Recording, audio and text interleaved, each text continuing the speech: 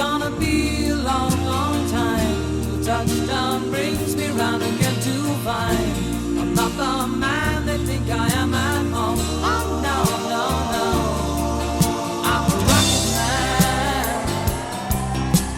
rocket man. Hola a todos y bienvenidos al episodio número 55 de Palique Divulgativo. Una semana más aquí contando la ciencia, divulgación y demás cosas que se hacen en el archipiélago y en el resto del mundo.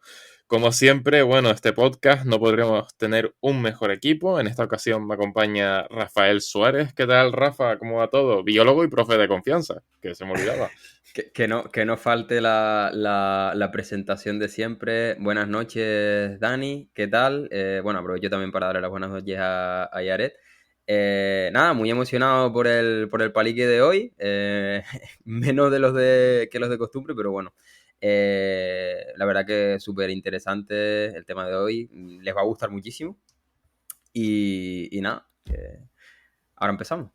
Pues sí, perfecto. Hoy van a notar que hoy estamos Rafa y yo solos, porque Adri tenía evento del curro, Víctor ha tenido día de curro muy, muy intenso y ya está completamente out. O sea que se merece un buen descanso. Así, y aquí al micrófono, como siempre, Daniel Prieto, su físico y rara avis de este podcast de confianza, tan biológico-ambiental. Hoy, como ha dicho Rafa, hoy tenemos invitado, él es Yared Carballo Pérez.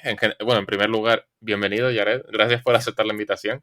Buenas noches, chicos. Muchísimas gracias por tenerme aquí esta noche. Bueno, lo primero yo creo que es enhorabuena, porque, o sea, él es doctor desde el martes. Es decir, desde hace 2 días cuando se está grabando este podcast, desde hace 6 días cuando lo publiquemos. O sea, que enhorabuena por esa experiencia. Vamos a hablar de ella ahora, o sea que vamos ahí a preguntar cositas. Y para quien no lo conozca, él es osteoarqueólogo y, bueno, recientemente doctor, como hemos dicho, defendió la tesis titulada, a ver si me sale, La impronta de la vida cotidiana, la caracterización biomecánica de poblaciones norteafricanas antiguas a partir del análisis de la actividad física. Hablaremos sobre ella, hablaremos de qué significa, qué ha hecho estos años, etc. Él es graduado en Historia por la Universidad de La Laguna, tiene un máster en Antropología Física y Forense por la Universidad de Granada. Además es doctor por su alma mater universitaria, podríamos decir, es decir, la Universidad de La Laguna, donde ha tenido un contrato que no beca, que aquí insistimos mucho con eso. Elisa Fernández, de Comisiones Obreras, un saludo, que se pasó por aquí a Palicar hace un par de programas, de formación de profesorado universitario, y ha estado de voluntariado en yacimientos arqueológicos como el Sat y Abric del Pastor, en Alcoy, Alicante, en Cáceres y también en la ciudad antigua de Kiva, en Uzbekistán. Bueno, Yared, yo creo que con esto sería una presentación más que completa. Cerramos esta breve introducción y pasamos ya a la tertulia.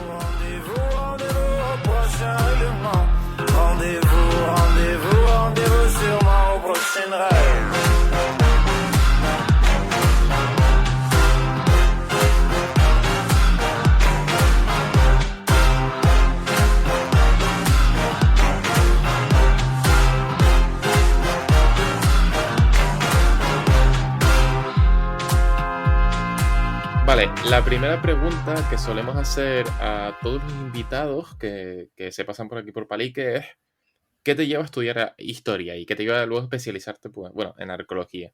Pues la verdad es que es una buena pregunta. Yo creo que nació sobre todo por el contexto familiar y ya luego, evidentemente, por interés mío, y le suele pasar mucho a la gente, que es, digamos, todo el tema, sobre todo, bueno, en parte el friquismo por los típicos videojuegos de estrategia, pero sobre todo yo creo que fue una cuestión que nació la semilla desde que mi madre me llevaba por mi cumpleaños, que coincidía con el Día de los Museos, pues me lleva al Museo de la Naturaleza y el Hombre, iba a talleres, pues, de cómo hacer cerámica indígena, luego siempre íbamos de viaje, me atraía mucho el patrimonio y pues poco a poco cuando lo fui probando, sobre todo ya a partir del segundo de la ESO, vi que me gustaba mucho el mundo de la historia y lo tuve más o menos claro desde entonces, así que bueno, pues ese ha sido un poco el recorrido previo. Me encanta el remarcar lo de los juegos, videojuegos, porque es que yo era igual, o sea, a mí los de estrategia histórica, Dios, es que ¿cómo se llamaba? Somos los tres aquí, ¿eh? ¿Eras Team Age of Empires, Team Imperium o...? Yo sobre todo Age of Empires y Imperium Kivitas 2, que fue el que más me viciaba. Yo Juegazo, la creo, verdad a que mí me dio alto en su juego. momento por el Empire Total War. No sé si lo conocen, yo creo que pero vamos, que es También, justamente también. los imperios del siglo sí, 18, 19, y eso era, no, era 18, siglo 18. Y eso era, vamos, yo me volvía loco, o sea, coger el imperio ruso y conquistar toda Europa. Y decir, venga, aquí.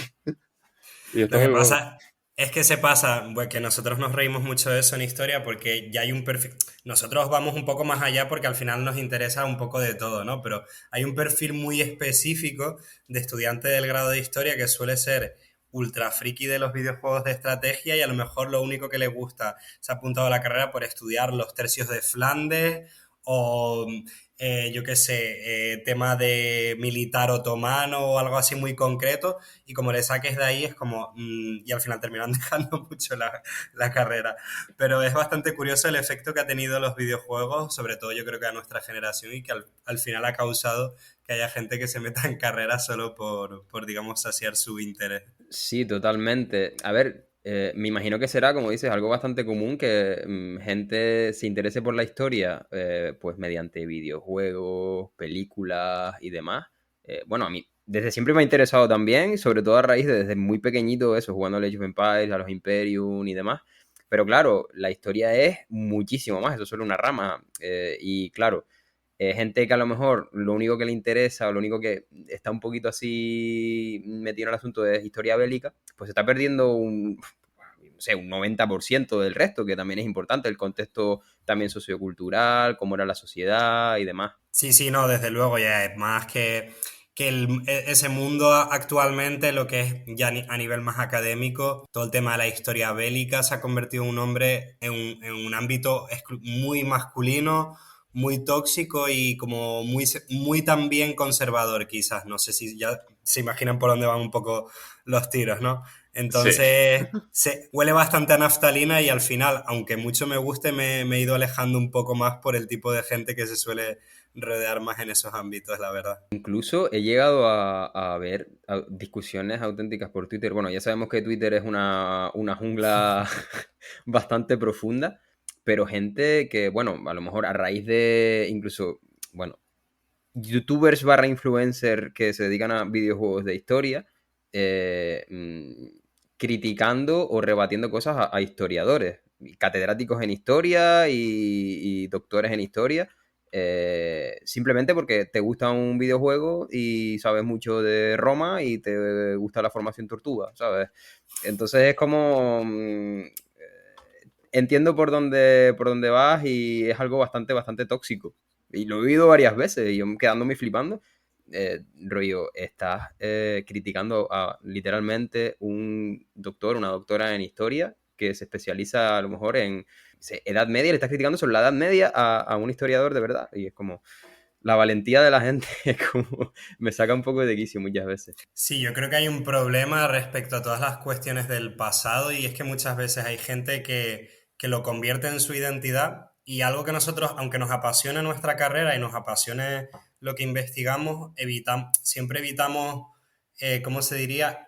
Meterle sentimiento, ¿no?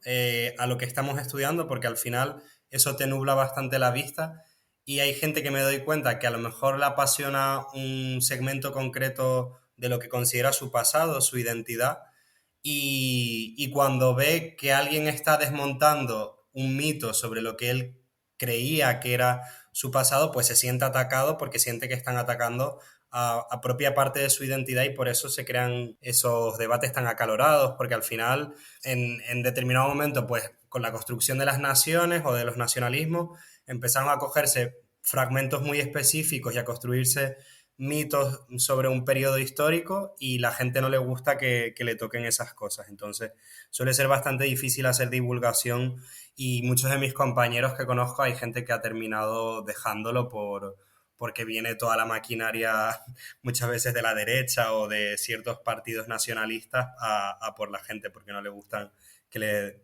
deconstruyan un poco su identidad. Claro, porque al final como que la historia es como un prisma y cada uno lo ve desde la faceta que le interesa a veces incluso, y luego están, o sea, eso a nivel, vamos a decir, popular, porque todo el mundo tiene sus sesgos y al final acaba interpretando un poco pues lo que ve de cierta manera de lo que le interesa. Y en ciencia pasa lo mismo, o sea, al final en ciencia, en ciencia, o sea, bueno, nos entendemos. Ciencias, sí, Sí, ciencias digamos, exactas, vamos a físicas, decir. químicas, sí. Exacto, que al final siempre cada uno como le da esa, no sé, atiende a lo que le gusta, tanto a nivel no solo del conocimiento, sino a nivel de todo el contexto socioeconómico que hay detrás de generar cualquier disciplina.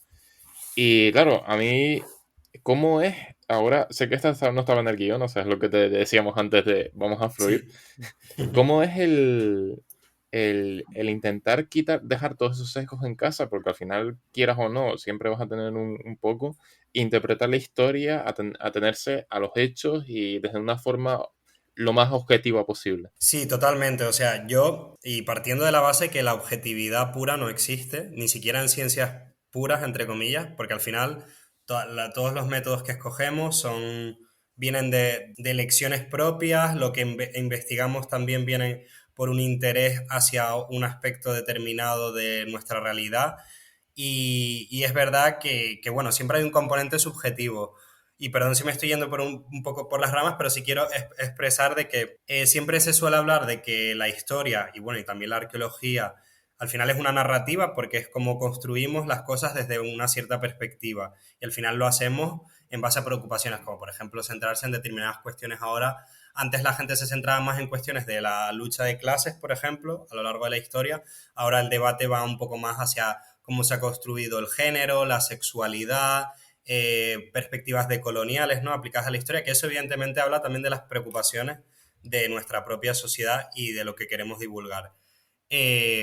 Pero yo creo que al final no podemos olvidar de que lo que estamos trabajando son ciencias, o sea, hay una base empírica y sean fuentes escritas o fuentes arqueológicas, lo que estamos mostrándole a la sociedad es en base a unas pruebas refutables siguiendo un método científico. Y la gente no se puede olvidar de eso, que no son opiniones que nosotros lancemos, por mucho que tengan un componente más o menos subjetivo, pero que tienen una base empírica vamos, y sigue un procedimiento totalmente estricto. Entonces, también es lo que tenemos que intentar comunicar a la gente, que no es simplemente, bueno, estoy diciendo aquí hablando de género o del machismo en el pasado, que la gente dice, bueno, es que eso es que ya están proyectando sus intereses para manipular la historia. Pues cuando se manipulaba a lo mejor para otras cosas, para ensombrecer a la gente pobre o a las mujeres, eso no es manipular, ¿sabes? Pero lo que hacemos nosotros por deconstruir un poco la historia parece que sí lo es. Entonces, no sé, me hace mucha gracia ver algunas opiniones por Twitter. Totalmente. Y bueno, yo te quería hablar también, ya metiéndonos ya en el campo de tu tesis, antes realizar una pequeña parada para explicar un poco a la gente qué es la osteoarqueología y a qué te dedicas, básicamente. Bueno, en realidad, grosso modo, yo cuando me presento al final, porque lo de esta arqueología a la gente le sonará chino, entonces hay veces que prefiero decir arqueólogo simplemente a secas. Pero bueno, digamos que es una forma de combinar mis dos principales ámbitos de estudio, que son la arqueología y la antropología física o forense, que nos dedicamos a estudiar los restos óseos humanos y en este caso, digamos que sería aplicado al ámbito arqueológico, con lo cual la palabra osteo de hueso, pues la hemos combinado y utilizamos la osteoarqueología o la bioarqueología para estudiar los restos vivos del pasado, porque bueno, bioarqueología también puede incluir vegetales, animales y demás. Y una vez, yo creo que tenemos esa definición ya bueno, de tu propia boca, que eres al final el experto. El, la tesis que comentábamos antes y que acabas de defender esta semana habla de precisamente de eso, el estudio de las poblaciones antiguas a través de biomecánicas, etcétera, que entiendo yo que es el estudio del desgaste de los huesos, de un poco para entender cómo se vivía, etcétera. ¿Nos podrías contar un poco a grandes rasgos y luego ya profundizamos? Sí, esto viene todo por una metodología que empecé a trabajar desde el trabajo de fin de grado y luego con el TFM la reforcé.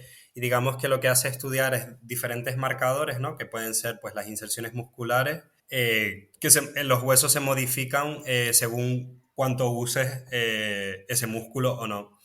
Luego tenemos las articulaciones, que si aparecen en edades muy tempranas, signos de la artrosis, por ejemplo, quiere decir que hay un sobreesfuerzo en esas articulaciones en concreto, o algo que nos sucede a todos, que es las patologías vertebrales, que también si aparecen en jóvenes, porque evidentemente lo que es la artrosis aparece en gente mayor de forma ya natural, por factores que se afectan los tejidos vivos.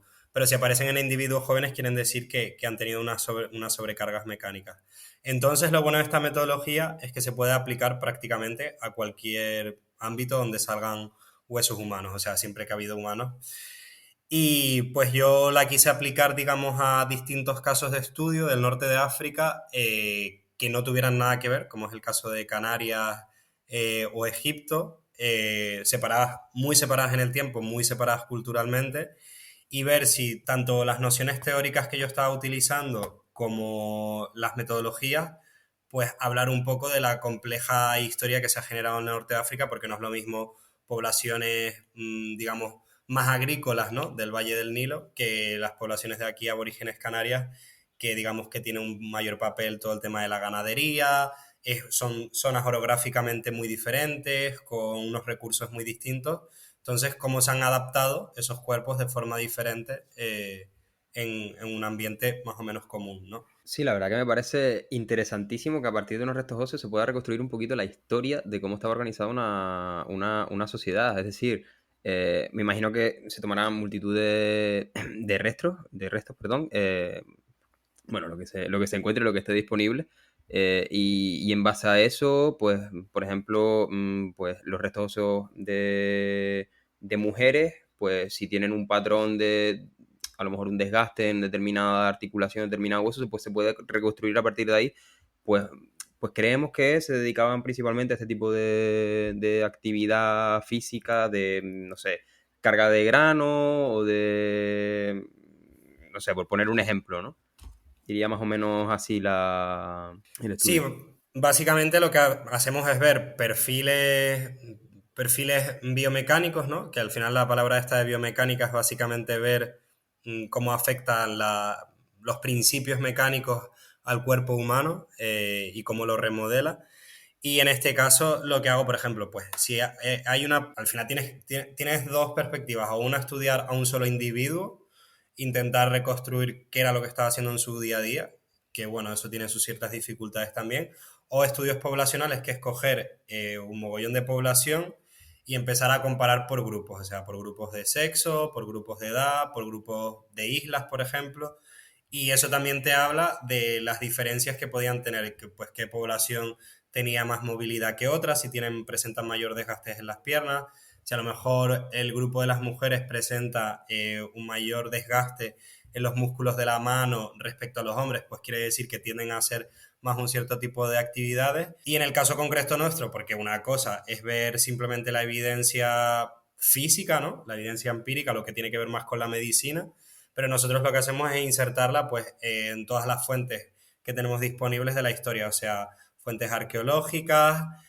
fuentes de archivos, también comparamos con la etnografía, que es muy útil a la hora de ver pues cómo se producen ciertos trabajos en la actualidad que ya no podemos, porque al final en el pasado no nos podemos adentrar con tanta rigurosidad, ¿no? Entonces utilizamos muchas referencias de la etnografía de sociedades más tradicionales. Y cuando hablamos de, es que me llama la atención, digo, voy a preguntar por los números. Cuando hablamos de mogollón de población, ¿de cuántos restos podemos estar hablando de analizar en esa tesis doctoral? Pues al final estudié unos 3.800, lo tengo fresco porque lo tuve que defender antes de ayer, así que me pillan bien. Fueron 3.831 huesos aproximadamente y proceden de unos 604 individuos en total. Unos 340 de Canarias y unos 259 me parece que eran o algo así del Valle del Nilo. Joder, la verdad es que, claro, tú lo piensas y dices tú, Es mucha gente. Sí, sí. Digo, cualquier Lo que pueblito. pasa es que, claro, necesitamos como mucha cantidad de restos para, digamos, que tenga una base, porque luego ya empiezas a separar por grupos y a lo mejor se te quedan en muchos menos, ¿sabes? Entonces, si, por ejemplo, tienes un grupo a lo mejor solo de 20 y todos son ancianos casualmente o todos son mujeres o hombres, entonces te va a costar más hacer como comparar subgrupos. Entonces, o tienes evidencias que no tienes suficiente base empírica como para demostrar ciertas cosas que estás tú diciendo. Y una pregunta que a mí también me llama la atención, es claro, porque el poblamiento aborigen en Canarias duró bastantes siglos, según se sabe.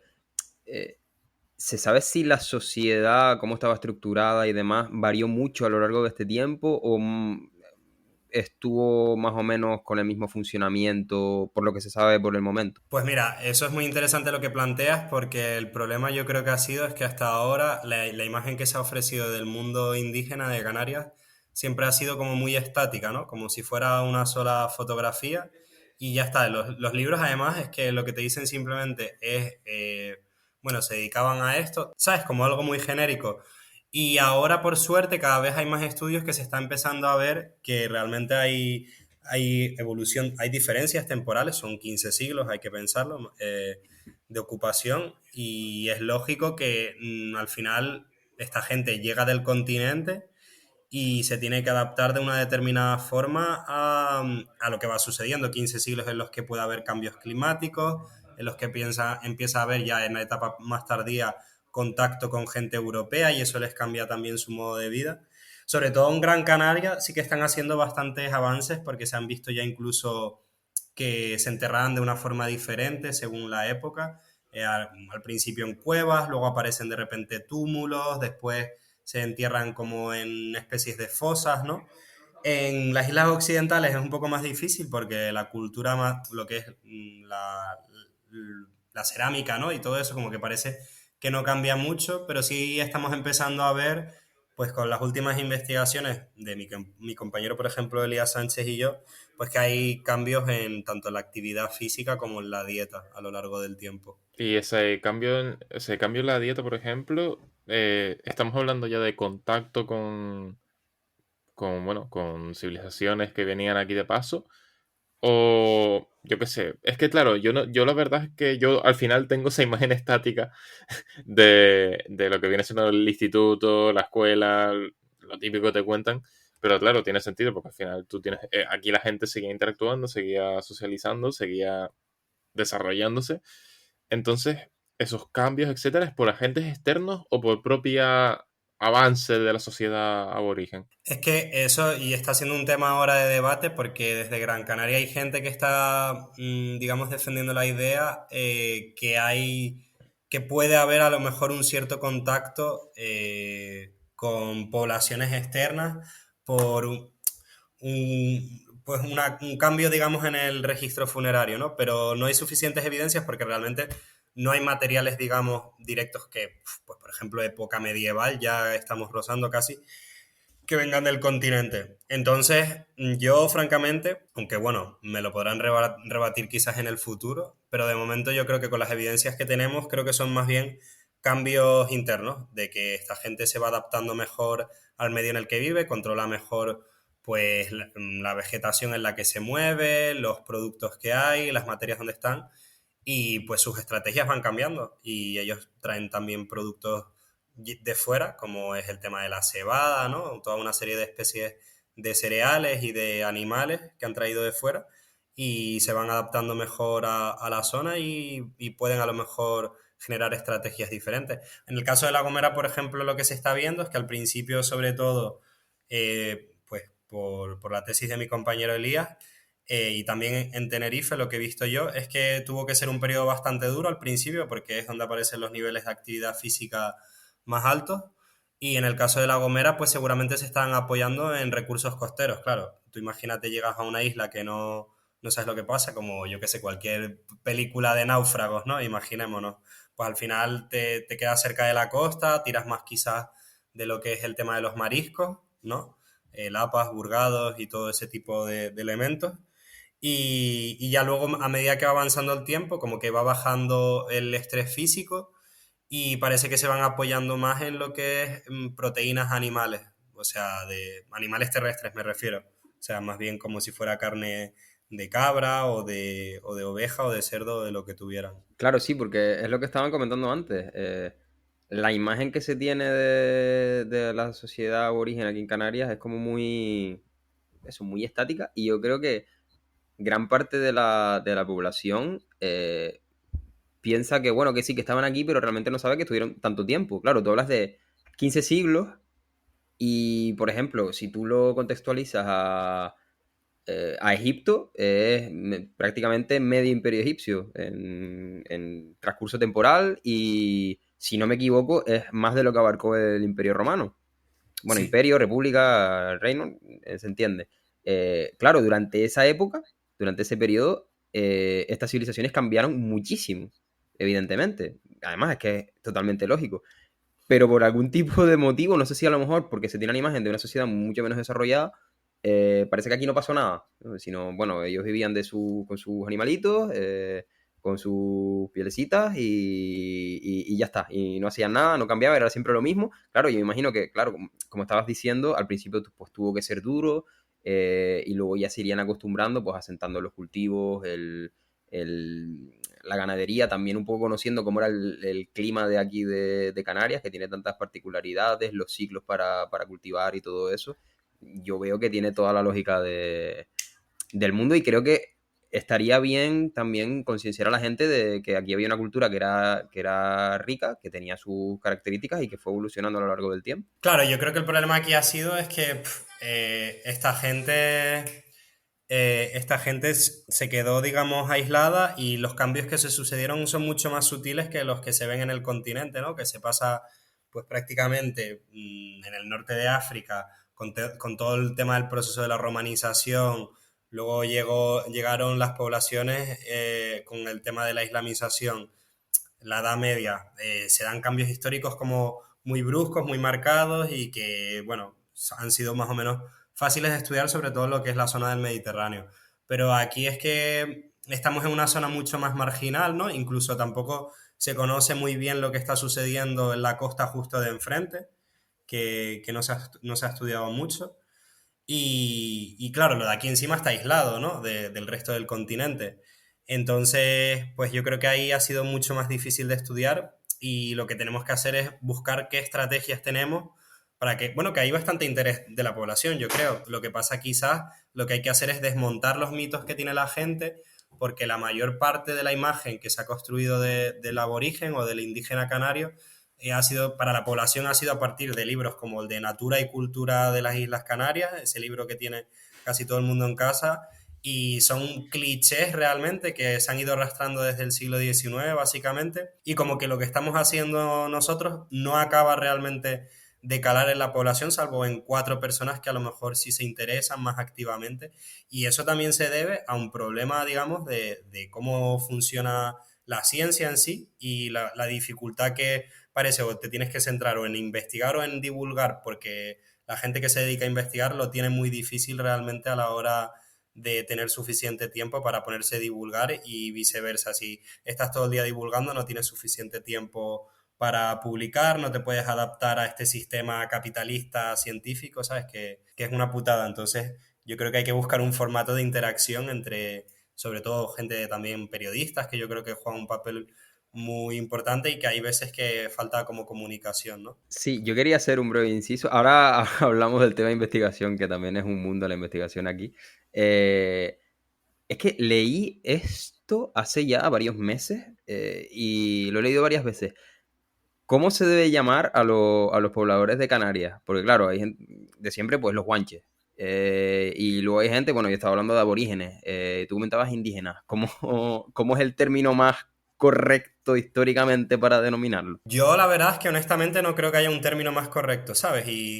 Ante todo defiendo la riqueza del lenguaje y que cada uno, digamos, que elija. Si es verdad que, por ejemplo, utilizar guanches de forma genérica para todas las islas, yo lo he estado discutiendo más últimamente con compañeros periodistas y dicen, claro, es que desde fuera, de la península, incluso a nivel internacional lo que más le suena a la gente es el término guanche, porque también es como, digamos, desde el siglo XIX, pues los que primero se empezaron a estudiar eran los guanches de Tenerife y luego se aplicó ese término para todas las islas, ¿no? Pero al final cada isla tenía su denominación, ¿no? Los pobladores. Entonces, no sé, ahí ya cada uno que emplee el que quiera. A mí me gusta utilizar de todo un poco.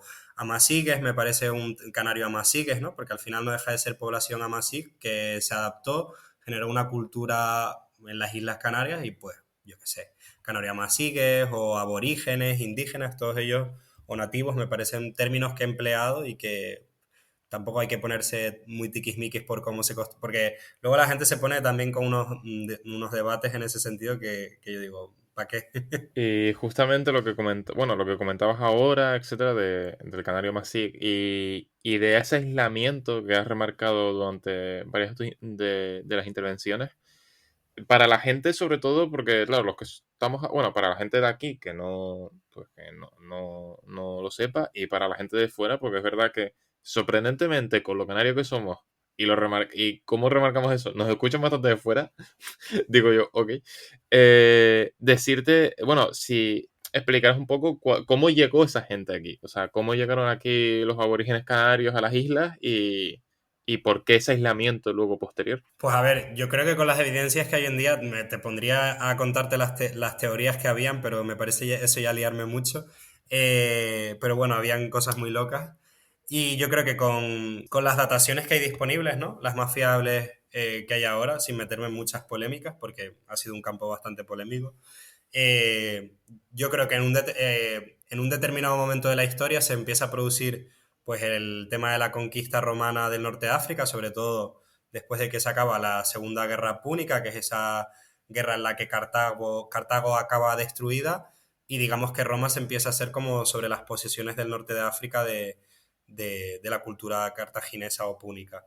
Y a partir de entonces lo que intentan hacer sobre todo es, porque a lo que les gusta hacer los romanos es mucho como lo que a ellos les gusta, pues hacerlo en todos lados, ¿no? Si tenemos una cultura agrícola, vamos a hacer que esta gente pues sean todos agricultores. ¿Qué pasa? Que a muchas poblaciones del norte de África no querían integrarse en el rollo de los romanos, ¿no? Entonces huían del tema forzoso hacia la agricultura, eran pastores la mayoría, hubieron toda una serie de guerras también y no está claro de cuáles son los motivos concretos, si en el marco de esas guerras envían a gente como exiliada, digamos, ¿no? Que se habla en algunas fuentes de la deportación hacia islas, cuando se castigaban, ¿no? De determinadas revueltas, o si bien simplemente se generaron un mogollón de movimientos poblacionales, ¿no? Al final las guerras también provocan eso, ya se ha visto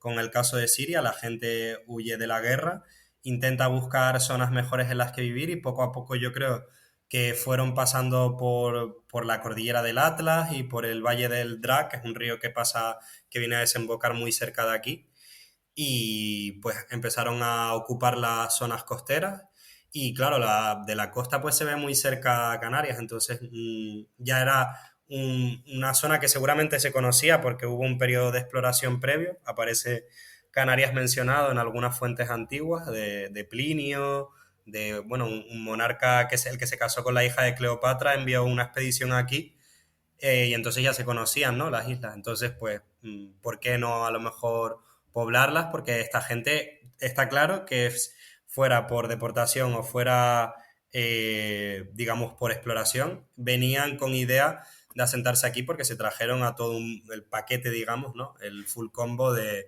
me vengo pues con mis plantitas, con mis cabritas y con lo que necesito para poder sobrevivir durante un tiempo. Es que me parece muy curioso, porque es verdad que yo tenía más bien la idea del, del traslado forzoso, es decir, los romanos tal, dice, me estás tocando las narices, pues te mando aquí, venga, aguantarte.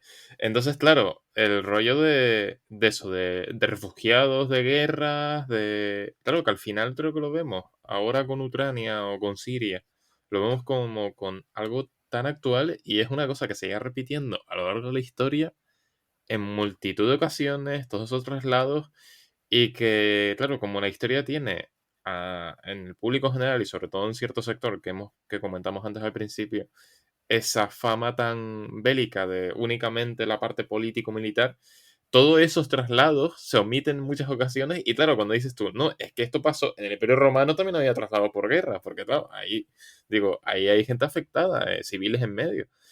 Y no sé, me parece muy curioso cómo se repite ese burle. Sí, sí, vamos, no puedo estar más de acuerdo y de hecho yo creo que por eso están ya cambiando las perspectivas sobre la guerra y yo creo que conectando justo con lo que hablábamos antes, no solo estudiar, digamos, pues todo el armamento, los caballos, la infantería, ¿no? Que al final yo creo que es algo que por la cultura visual pues siempre interesa mucho, pero algo que comenta, por ejemplo, una divulgadora muy buena que es Marga Sánchez Romero, en un libro que ha sacado recientemente que se llama Prehistorias de las Mujeres, es quizás no tanto el papel a veces de centrarnos pues en las mujeres vikingas guerreras, ¿no? Sino también el papel que tienen las mujeres dentro de la guerra, en el sentido de que cuando hay un conflicto bélico, en todas estas migraciones que se producen de refugiados, al final quienes se están encargando de casi todas las familias suelen ser las mujeres, ¿no? Entonces se genera todo un sistema de, joder, de gente que se ve afectada, qué pasa con toda esa gente o qué ha pasado en el pasado, por qué han habido movimientos poblacionales, ¿sabes? No solo centrarnos en la batalla puntual en sí, sino cómo afecta eso socialmente a toda la gente que lo tiene que vivir. Y yo creo que ahí en ese marco quizás de conflicto, ¿no? En el norte de África es donde habría que situar nuestros orígenes realmente. Sí, tu intervención y mencionar a los vikingos me ha recordado a esa perversión que se ha hecho en los últimos años, sobre todo a raíz de cierta serie de la cultura vikinga, que, bueno, yo creo que se ha hecho con otras culturas también, de idealizar cómo eran, pues, ya la típica iconografía de cómo vestían y demás, cuando realmente, bueno, pues era algo totalmente distinto, igual que vamos a decirlo así, esa imagen a lo mejor de Roma o de Grecia, que eran sitios totalmente pulcros, sin enfermedades, en contraposición con la Edad Media, que tiene como esa leyenda negra detrás, ¿no? Esa visión un poco idealizada de ciertos aspectos, ciertas culturas, ciertos momentos de la historia. Me recordó un poco eso, por hacer un inciso, Sí, sí, sí. pero eso.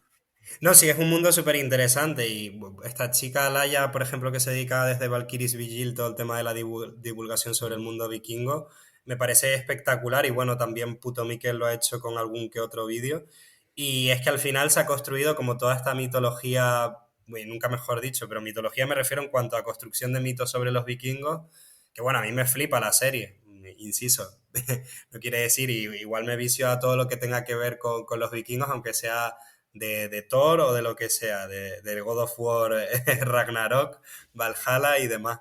Pero es verdad que al final no deja de ser una imaginería que muchas veces se ha construido pues desde ciertos sectores un poco nazis y, y de hecho es algo que les digo a mis amigos, que al final toda esta obsesión por el mundo vikingo siempre viene por una diferenciación, ¿no? De lo germano, lo rubio, lo puro, y en realidad eran poblaciones que se dedicaban a comerciar principalmente.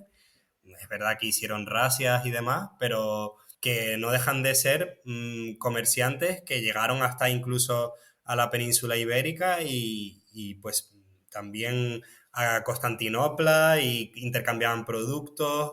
Era una cultura súper rica y variada, granjeros, que tampoco podemos olvidar esa faceta, ¿no? Al final parece que lo único que importan eran las expediciones de robo y saqueo y el resto no existe, ¿no? Esa sociedad ni esas personas que vivían ahí. Yo quería, bueno, Rafa, un momentito, remarcar, ya que si a la gente le gusta el tema vikingo, recomiendo mucho un anime que está en Netflix, que es Vinland Saga, que te cuenta la historia o sea, está guapísimo. Ahora está con la segunda temporada, está en Netflix, creo que está doblado al castellano, si lo que prefieren ver doblado, y si no con subtítulos también. Y es una auténtica delicia, porque es verdad que es una historia de venganza, bueno, lo típico, no voy a hacer muchos spoilers, pero me gusta mucho. O sea, yo no sé pero si te pone el tema vikingo, por poca o mucha actitud histórica que tenga, la recomiendo mucho.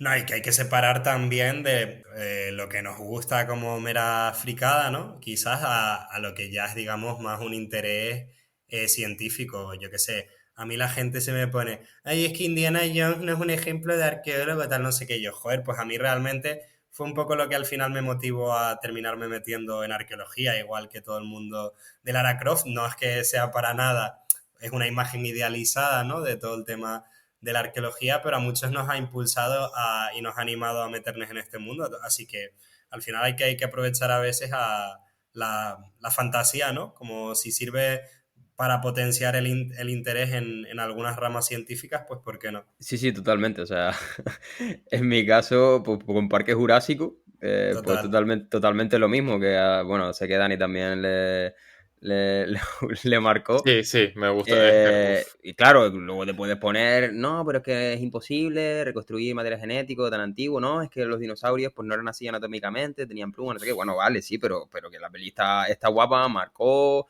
Y también ese amor que te puede hacer pues una película o un videojuego, como comentábamos antes, también es totalmente válido, ¿sabes? Y no va a determinar luego pues la rigurosidad con la que tú te tomes tu trabajo después, o sea, no tiene nada que ver y creo que separarlo evidentemente es importante y además es totalmente lógico, obviamente. Sí, sobre todo siempre y cuando seamos conscientes de los mitos que hay, disfrutar de cualquier contenido, pues ¿por qué no? Para eso es realmente la educación crítica, ¿no? De las humanidades. Estás viendo un contenido, pues saber qué basura te están contando, pero aún así disfrutarlo, ¿sabes? Totalmente de acuerdo. Y creo que puede suponer.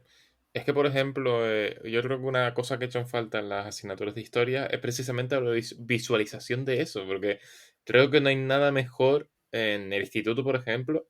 Yo ahora justamente estoy haciendo las prácticas en un centro, bueno, estoy en física y química, poco tiene que ver, pero a nivel, claro, te ves al día a día con los chavales, no sé qué, y entonces accede a un contenido que a ellos les guste o que les pueda gustar y que se pongan a criticarlo, a hacer un comentario, o sea, igual que se hace un comentario de texto en lengua, yo creo que se puede hacer una cosa sobre un producto de entretenimiento histórico y que ellos a partir de ahí saquen sus propias conclusiones con lo que se ha dado en clase. Creo que es una forma de darle un poco la vuelta a la tortilla, hacer esa asignatura. Es verdad que yo soy o sea, a mí me flipa la historia, soy bastante friki de eso, pero entiendo que a muchos chavales a lo mejor historia precisamente es una asignatura que se les hace densa en ocasiones.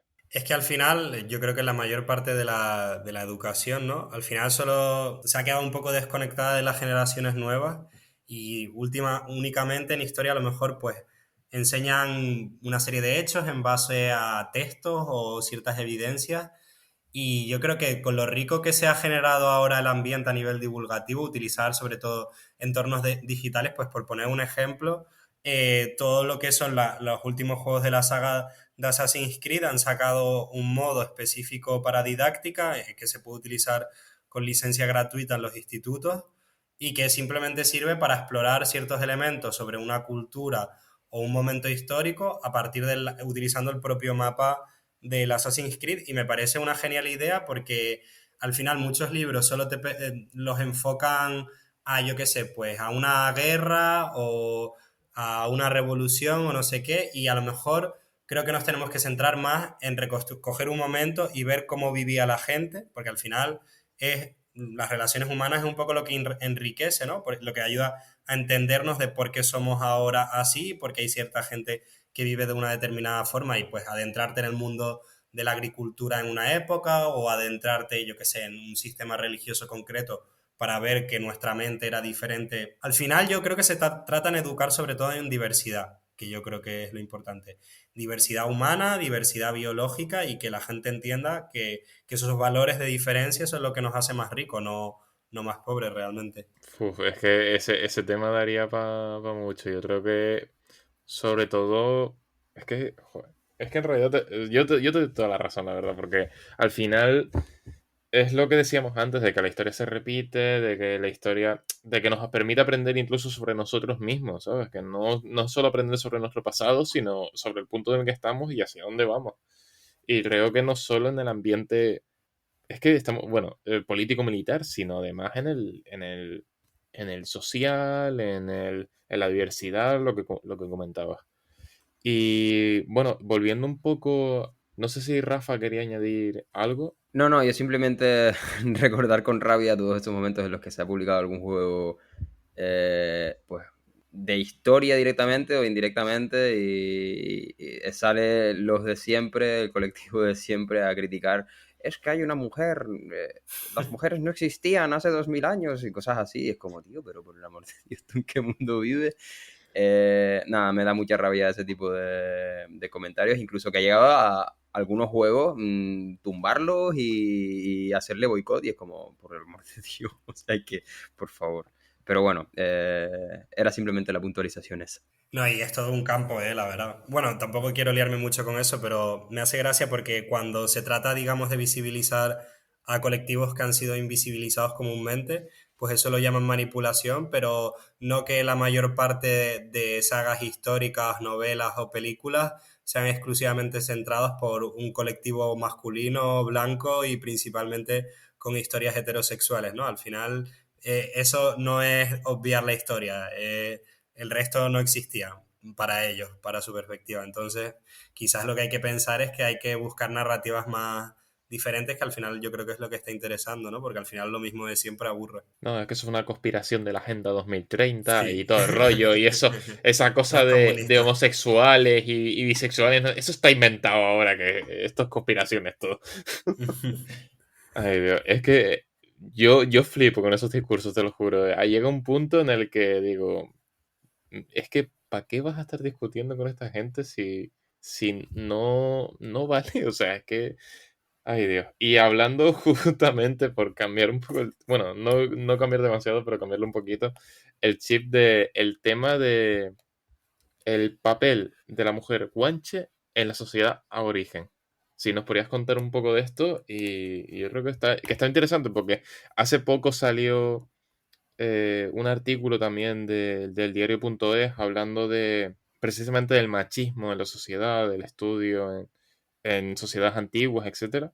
Ah, no, creo que era tema de nutrición, De los dientes, sí, sí. de Justo los iba a dientes, mencionar sí. ese artículo. Pues justo, bueno, sí, todo tuyo entonces. No, o sea, bueno, este no tiene nada que ver con el tema de la sociedad guanche, pero sí que lo quería poner, lo que pasa es que tampoco quería alargarme más, pero con estas respuestas reaccionarias, ¿no? Que sacaron un artículo que yo me leí el original, que estaba publicado en una revista bastante prestigiosa, y joder, que era un estudio que habían hecho como con 2000 mandíbulas o algo así, de un mogollón de países, y se demostraba, digamos, porque eso es algo que ya los arqueólogos y las arqueólogas sabemos desde hace mucho tiempo.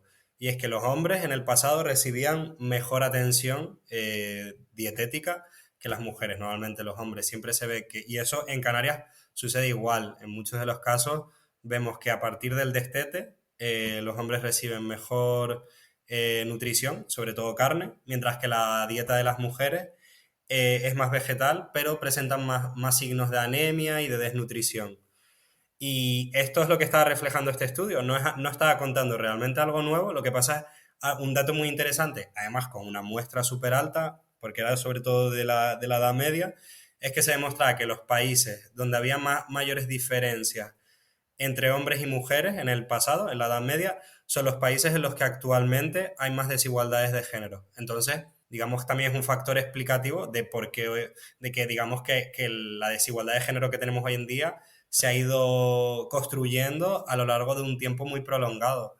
Y claro, me parece que lo sacó el artículo Ignacio Escolar, que joder, está bastante guay que Ignacio Escolar saque un artículo divulgativo sobre lo que has hecho, pero salió toda la maquinaria de la derecha intentando decir que es que ahora, como ya habíamos conseguido sacar a Franco del Valle de los Caídos, pues ahora están intentando retrotraerse aún más para buscar el tema de la agenda política, no sé qué, no sé cuánto. Y es como, pero a ver, te estoy hablando con evidencia empírica de que hay diferencias de género y hay desigualdades producidas por situaciones pasadas. No te estoy contando ninguna milonga ni me lo estoy inventando. Pero bueno, por eso es bastante difícil. Yo, por suerte, me siento bastante afortunado porque es un tema que cada vez interesa más, sobre todo a las nuevas generaciones. Pero hay gente mayor, quizás de ciertos sectores, que le cuesta mucho llegar a ese tipo de información. Y en el caso de la mujer guanche en la sociedad aborigen, ¿esa desigualdad de género es tan pronunciada? No, ¿O es una sociedad más equitativa? Bueno, era A una sociedad ver, mágica. yo creo que hablar de sociedades equitativas a nivel de género en el pasado, especialmente ya después de, digamos, de la edad de los metales, ¿no? Por así decirlo, a partir de la edad del bronce, que es sobre todo cuando se empiezan a generar de forma más marcada las diferencias de género, en el caso de Canarias, pues un poco lo mismo. Es verdad que en general se ve que las mujeres tienen una movilidad un poco más reducida, o sea, se desplazaban algo menos, pero es que el problema es que el papel de la mujer indígena se construyó durante un tiempo a partir de fuentes escritas. ¿Cuál es el problema de las fuentes escritas? Que la mayor parte era redactada pues por clérigos europeos que venían de una cultura totalmente diferente, hombres además, con una perspectiva pues muy medieval, muy androcéntrica, ¿no? Como muy centrada en el hombre. Entonces, todo aquello que veían como raro o diferente respecto a su sociedad, pues lo reflejaban. Y luego, pues, estudios que se han hecho posteriores, como a partir de estas fuentes se hablaba de que la descendencia, digamos, en las familias era a través de la mujer, pues hablaban de sociedad matriarcal, pero una sociedad matriarcal es en la que la mujer tiene el poder y eso no era el caso de Canarias. El caso de Canarias realmente, además los que eran Menseyes y Guanartemes, eran hombres. Lo que pasa es que si tenían un hijo, se aseguraba que la descendencia fuera por la vía femenina, porque o de una esposa, porque luego a saber con quién se acostaban, ¿no? Y la única forma en la que tú tienes que asegurar es de saber que ha sido por la vía materna, ¿no? Porque es la que da a luz el hijo. Entonces, no es lo mismo que hablar de matriarcado. Entonces, pues bueno, que me he ido un poco por las ramas, perdón. Y bueno, pues también hemos visto algunas diferencias bastante interesantes y que además el estatus de género cambiaba.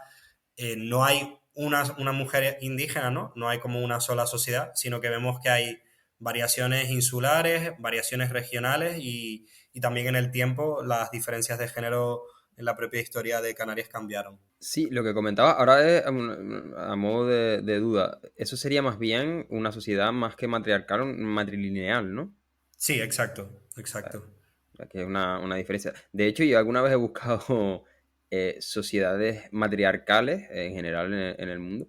Y no sé si estoy en lo correcto o no, pero he leído como que no hay, o han habido muy pocas, o muy pocos ejemplos, o no ha habido ninguno realmente matriarcal a nivel mundial. Claro, que sea conocido es que ya desde que hay fuentes escritas ya prácticamente hay patriarcado en todos lados, entonces es realmente difícil de trazar, quizás en algún grupo en el que, pues sobre todo a lo mejor más de cazadores recolectores, ¿no? Que hay una relativa, bueno, que es lo que ha habido siempre en la historia, ¿no? Que al final es una complementariedad de tareas y de trabajos, pero a partir de ahí se fueron constituyendo desigualdades de género.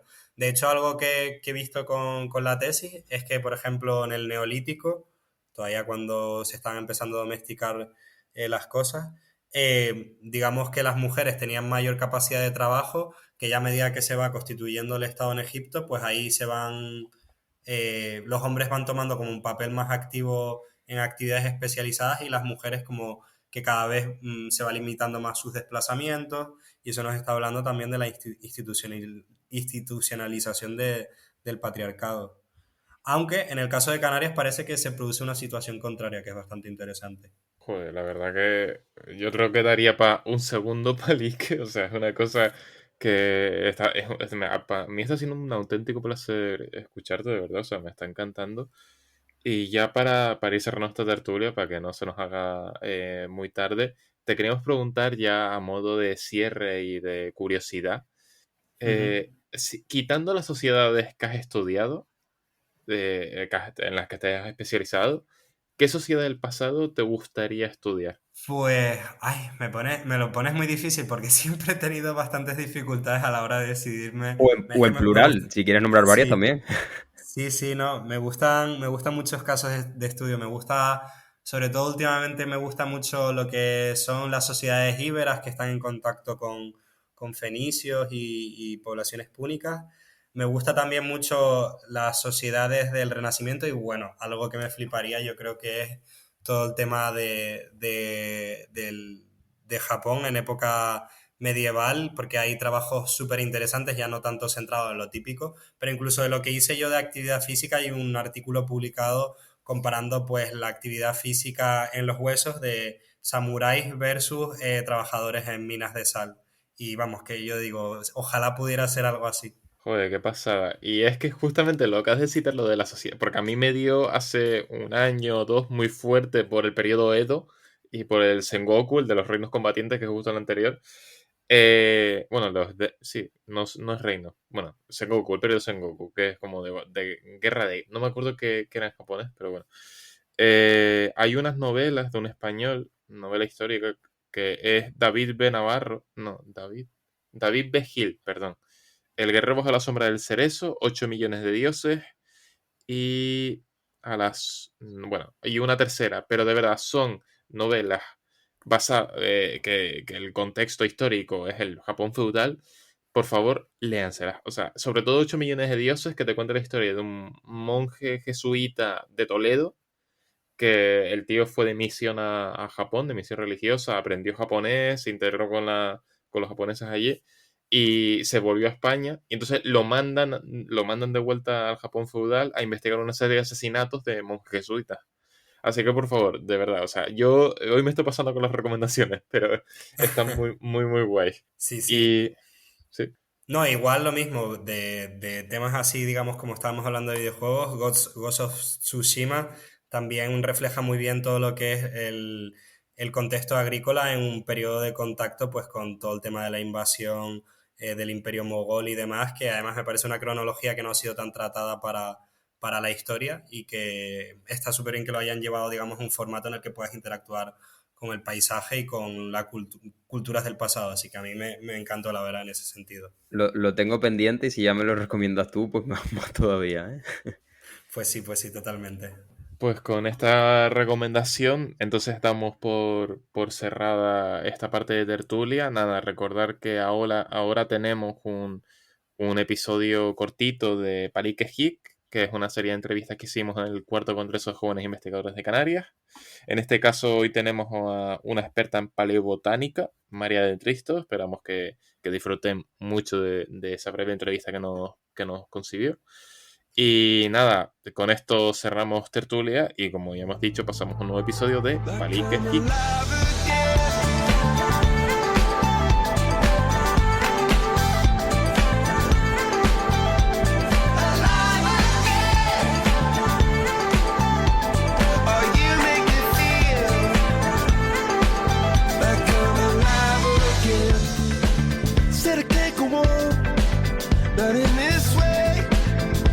Arrancamos con un nuevo Palique Geek, en esta ocasión con la investigadora María del Tristo, que es bióloga. Hola María, ¿qué tal? Buenas tardes, ¿qué tal? Y bueno, la primera pregunta, la de rigor y que la hacemos a todo el mundo, es ¿cuál es tu actividad profesional? O sea, bueno, la investigación. Pero ¿a qué te dedicas en la investigación? Bueno, actualmente estoy desarrollando mi trabajo de fin de máster en paleobotánica de Canarias, o sea, concretamente de un yacimiento del sur de Tenerife, o sea, que es un yacimiento que data del Pleistoceno y lo que estamos haciendo es intentar ver qué cambios se han producido en la vegetación e intentar reconstruir cómo era la flora de aquella época. Yo tengo que decir que a mí la paleobotánica y se me acaba de ir el nombre de la disciplina que estudia el polen fósil, palinología, perdón.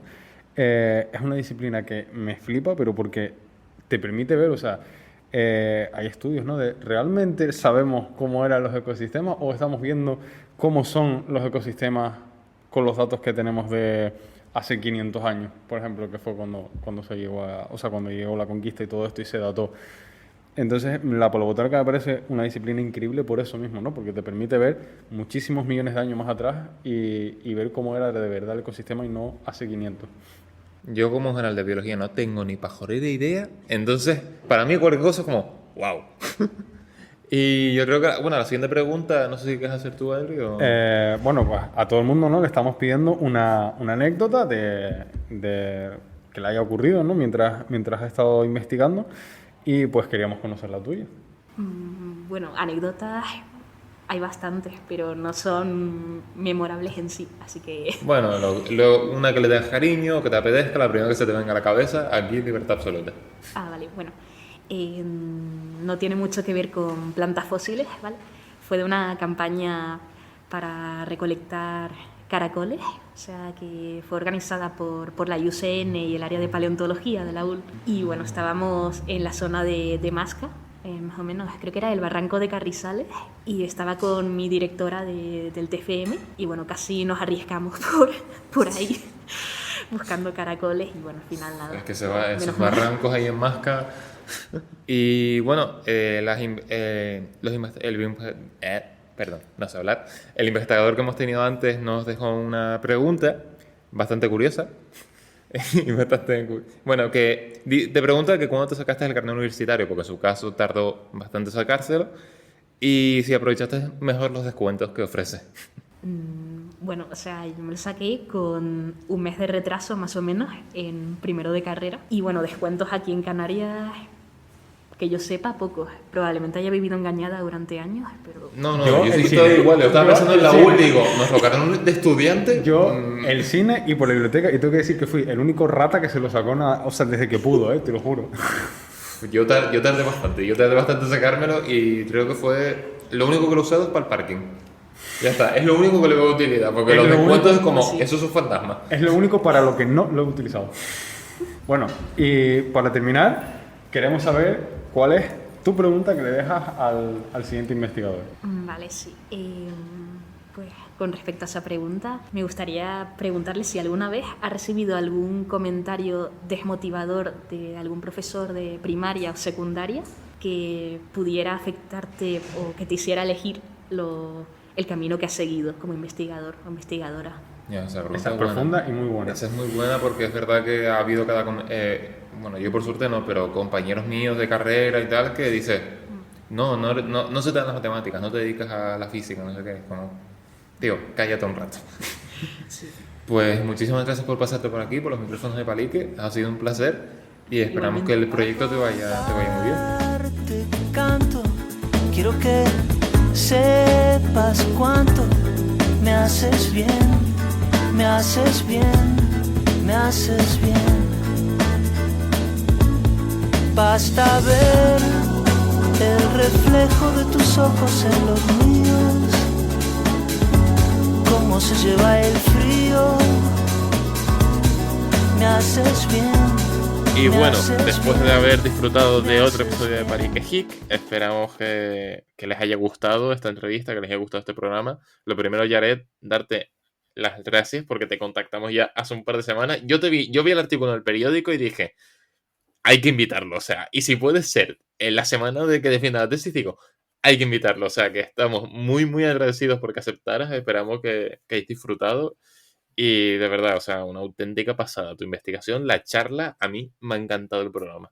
Muchas gracias, lo mismo digo chicos y felicidades por el pedazo de proyecto que llevan porque también están dándonos una plataforma a mucha gente que nos desvivimos bastante por nuestra profesión, pues también para tener un espacio para hablar, debatir y sobre todo disfrutar. Así que muchas gracias a ustedes, de verdad. Joder, pues nos quedamos con ese mensaje. O sea, tú estás aquí invitado cuando quieras, cuando saques artículo nuevo o cualquier rollo, vamos. Tú nos das un toque y dices, oye, tal, mira, un palique, no sé qué, y nosotros encantadísimos.